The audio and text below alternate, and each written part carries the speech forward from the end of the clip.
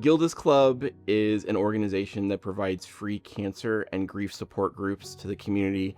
We are here in Grand Rapids, and we also have a clubhouse in Lowell where we share staff. Tough Stuff is a program we do in the schools with fifth graders. It's a 4-week mental and emotional health program, and it really engages kids into thinking about the tough things they have to deal with and the coping strategies that they can use to get through those things. And hopefully, within that classroom-based model, the students are able to connect with their fellow students and recognize that everyone's going through stuff. There was a recognition from some of the schools that they could use extra support. Teachers are doing all kinds of things within the schools, and teachers are having to not only be teach, but be counselors and nurses and therapists and all that. And then the recognition of, well, if we brought in another organization that could do some of that, that could help us with that. And so we were able to partner with some schools to come in and provide the program. So we've been fortunate enough to participate in Gilda's Club Tough Stuff for the last 3 years, and it has been such a pleasure.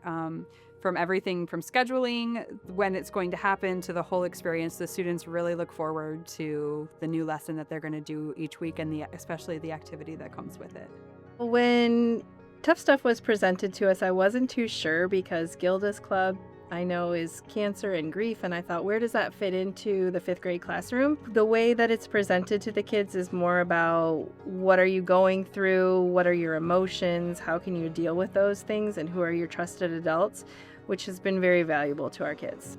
A typical session, they fill out an emotion form, how they're feeling. There's a review of the prior session, and then we kind of talk about a new way to handle emotions, and then there's always this really great activity that kind of locks in the lesson for that day, and the kids really love that.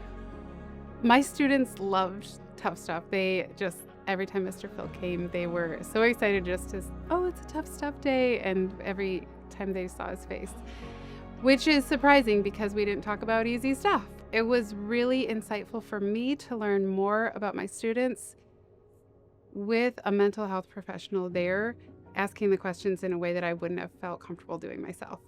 I think the one thing that has impacted my students the most would be their engagement with each other.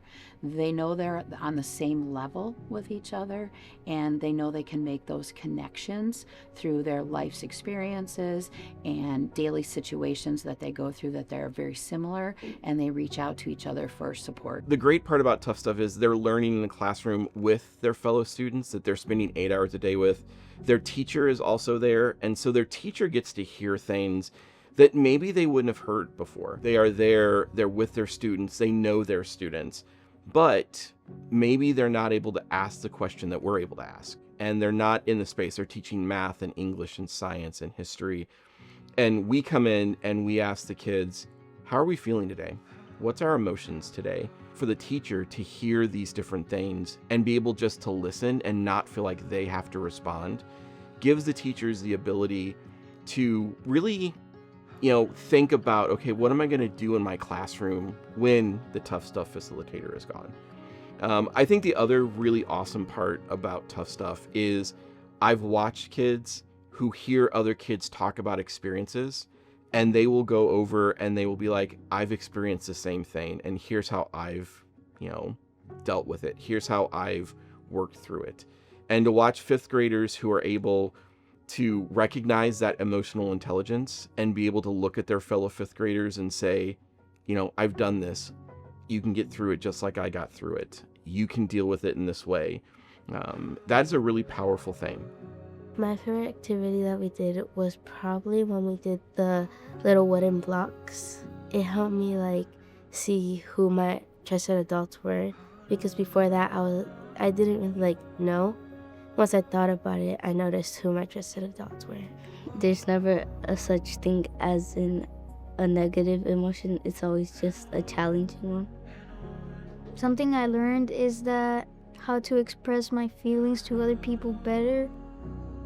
As a classroom teacher, doing Tough Stuff has impacted me personally just by having other adults in the room who model some of the social emotional skills that we're supposed to be doing. So it's one more adult in the room that's good for the kids, but it's also good for me to see how somebody else kind of lives it out in their daily life, I guess.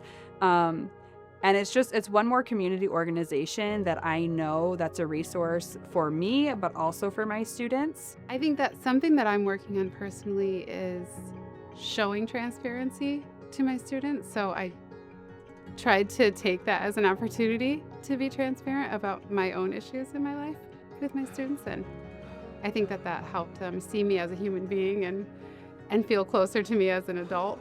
Before, I really didn't like to use instructional time to talk about feelings and emotions because we have so much to do and we have to get the data the way we want it and we have to achieve so many different lessons in content area.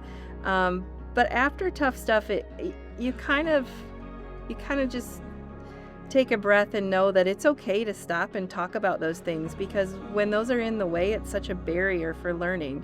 So it's really like made me more aware to just slow down, and relationships and feelings are more essential than the content.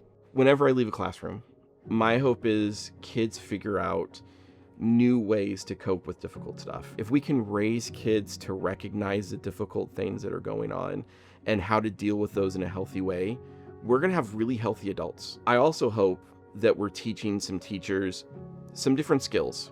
How do you talk with a kid? How do you talk about certain topics? So many times people go into schools and talk with kids and they're like, well, kids don't know how to talk about this stuff. And my experience is kids very well know how to talk about this stuff. We want to make sure that when we leave the classroom, we've talked about all the difficult stuff, we've talked about the hard things, but the kids are also ready to go back to learn.